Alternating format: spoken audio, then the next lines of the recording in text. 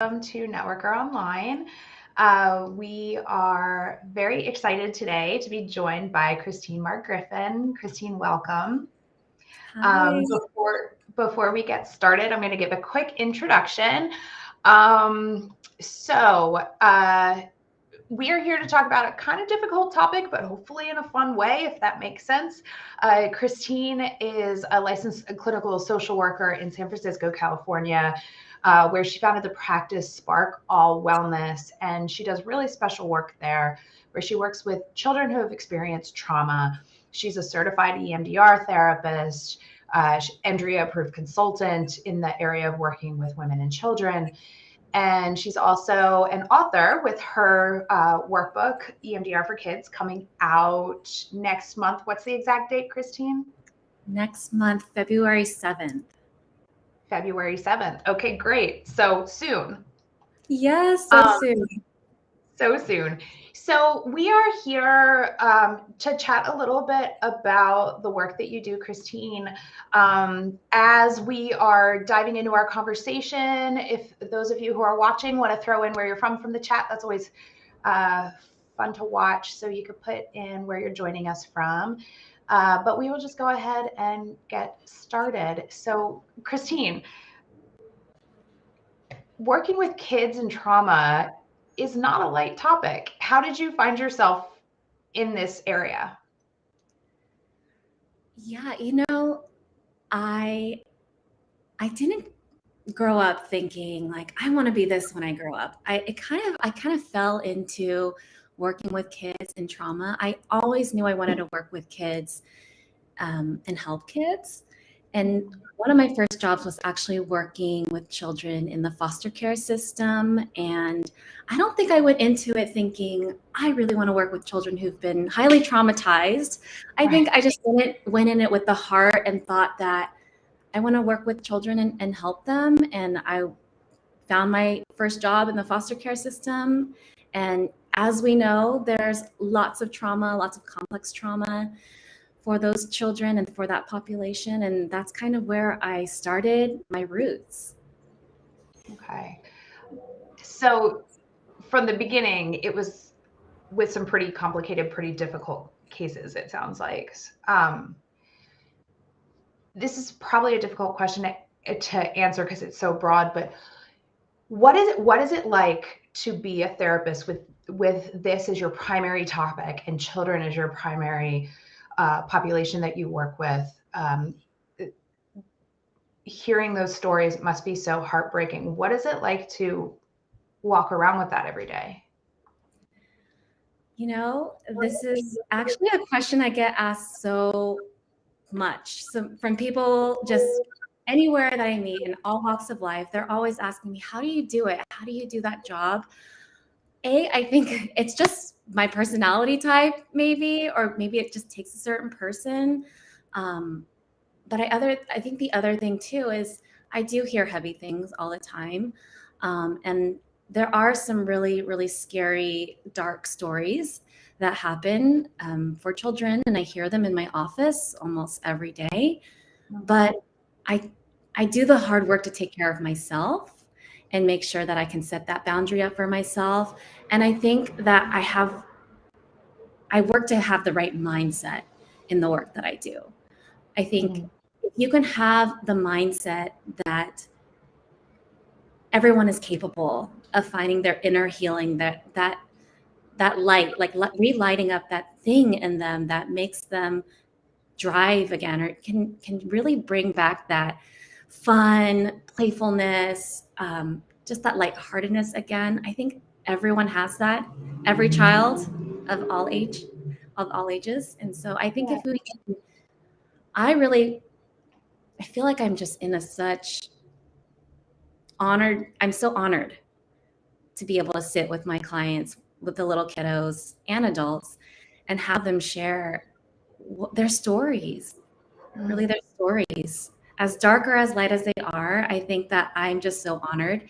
And if I can be that placeholder, if I can be that safe place for someone, that's the reward in itself. I can just imagine with your warmth and your energy and also that perspective of coming in as a child and really feeling that this person feels honored to be with me. This person is connected with me. This, I think that I can imagine that your energy comes through with kids in that way, and also through the way that you work. So something that I was really drawn to when I saw your workbook and even just your website and the worksheets that you have somehow made a very difficult topic and a very difficult treatment, EMDR, very kid friendly. And bright colors and, bubbly writing and pictures and things like that. I'd love to hear a little bit about that process of sort of developing this child-friendly approach to such a difficult topic. Yeah. So, like I said, I started off working with children in the foster care system. And then for several years, I also worked in the school-based system. So did school-based mental health. And so a lot of my ideas and a lot of the adaptations that I made with EMDR for children, most of the ideas were in conjoint with the children I was working with at the time. And so they gave me all of these ideas, like, why don't we do it this way? Why don't we use unicorns? Why don't we use donuts? And I'm like, okay, let's do it. And being playful and being able to dress up and play with the sand and do the art and just be flexible in that way. And so I can't take all of the credit for the creativity and how to work with children, because I can say a lot of the children taught me. They really taught me how they wanted to do EMDR. They taught me how they wanted to play the EMDR game. And so it's really a collection of all of the little brains and little minds that I've had the opportunity to work with, and letting that part of them shine. And it's funny because now that my workbook is coming out, some of the little clients who've now graduated, they're like, was that my idea? You're using my idea in your book? And I'm like, yes, it was. I not only use your idea in my book, but I use your idea with other kids to help them every day. And so that makes them feel really good about giving back and doing something for other kids. Oh, that like I'm feeling emotional. That is so incredible for them to have that opportunity after what pain they have gone through, to know I made a difference for other children. Yeah, absolutely. My willingness to go there in this difficult work has inspired someone. That must feel so amazing for them and for you. Yeah, it's really inspiring. And so to answer your question, I'm inspired by the little clients, the little kids that come into my office. And, I'm also inspired by all the experts that are already in the field doing amazing work with children already.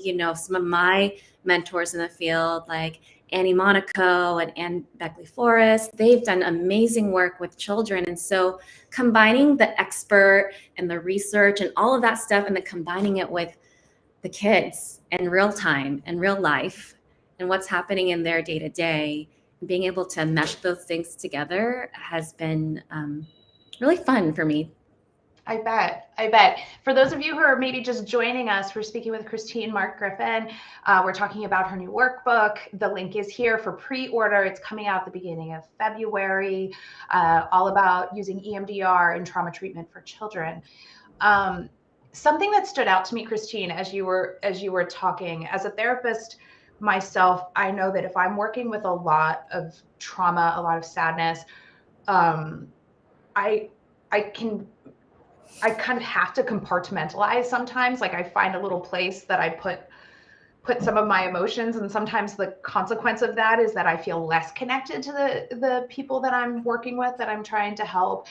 And it sounds like for you, a part of what allows you to do this challenging work, but also like keeping it magical with the kids, is having that willingness to stay open.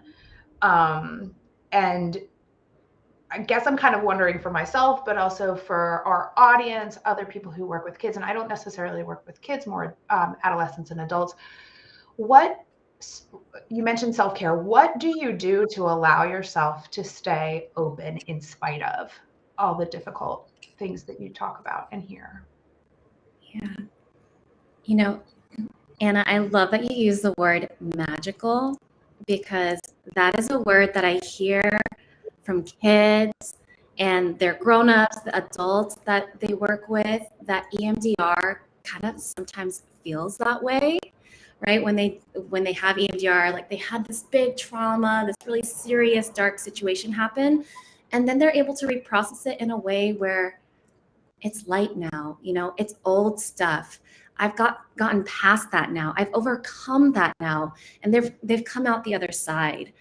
So not only is it a magical experience for our clients, the kids and stuff, but for how do I carry it? How do we carry it for ourselves as a therapist?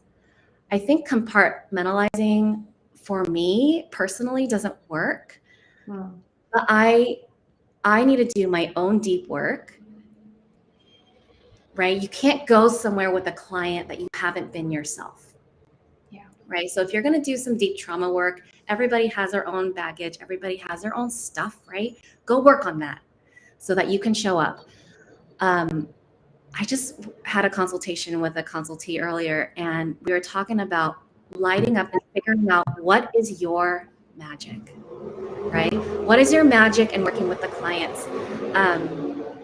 I know for me, my magic is that I love to play with puppets and role play and do story time and create and do art. And that's the magic that even lights up in me if I'm not working, right? I love being playful. I did theater.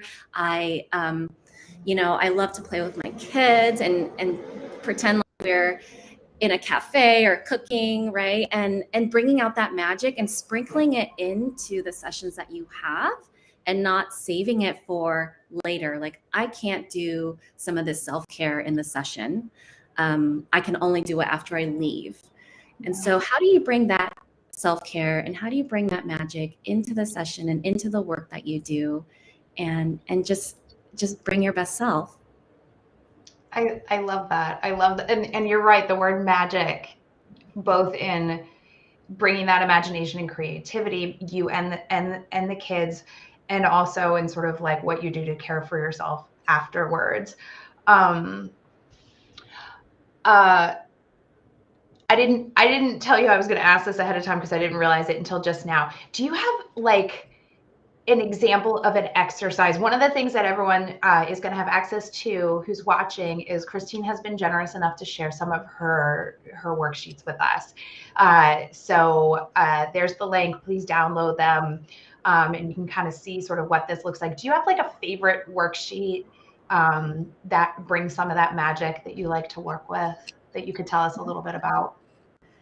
Sure. So, something that's really popular in the EMDR world is the butterfly hug or butterfly tap. So I can show you the butterfly tap, and we can kind of do it right now, and I'll walk you through it. I would love that. For anyone who's listening right now, we were just talking about magic. So maybe if there is something that you can bring to mind, the magic in you, something that lights you up, a talent, a strength that you have, what's your magic, whatever that is. And I'm wondering if you can come up with the last time that happened, or a situation where this magic and this strength was really shining. So once you have that in your mind, I apologize. I am in San Francisco, so there's lots of street noise. Understood. So I'm going to have you make a butterfly with your hands. So you're going to cross your thumbs, and you're going to create this little butterfly, and you're going to place it right over your heart. And I just want you to think of that magic, that strength, that power, the story that goes with that. Taking a deep breath. And I'm going to have you slowly tap back and forth.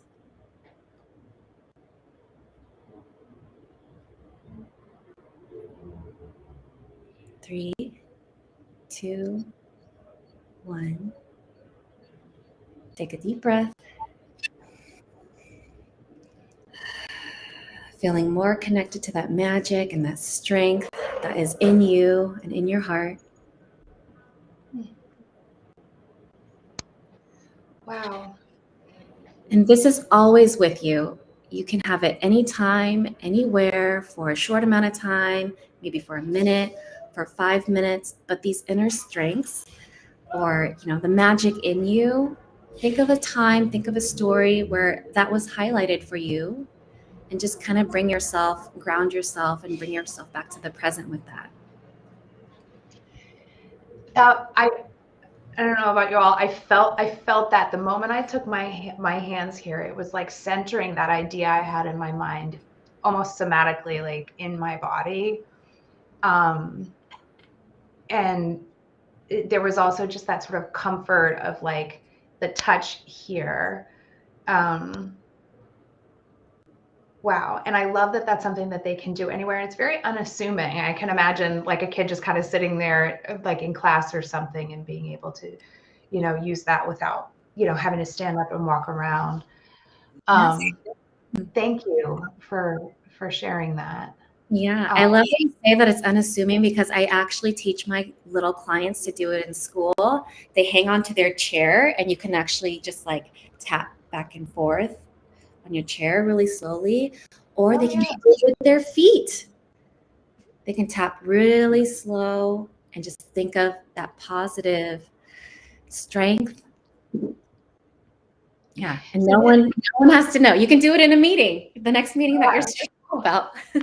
Yes. So this is, I think, just a perfect example of how you're able to kind of put yourself in a child's place and really think, how can I make this work for them in their lives? So thinking of the subtlety of your hands under your school chair or your feet on the floor. It's just so apparent to me every time we speak, just how much thoughtfulness you put into the work that you do. Yes. We're coming up on time, so we're going to get ready to wrap up. I just want to review a couple of things with everyone in the audience. We have a couple of exciting things for you today. First of all, please go on the link here and purchase or pre-purchase the EMDR workbook for kids, EMDR for kids, that Christine has developed and is coming out. There's such amazing worksheets, and she has also provided several of them for you to download today to get an idea about what might be in there.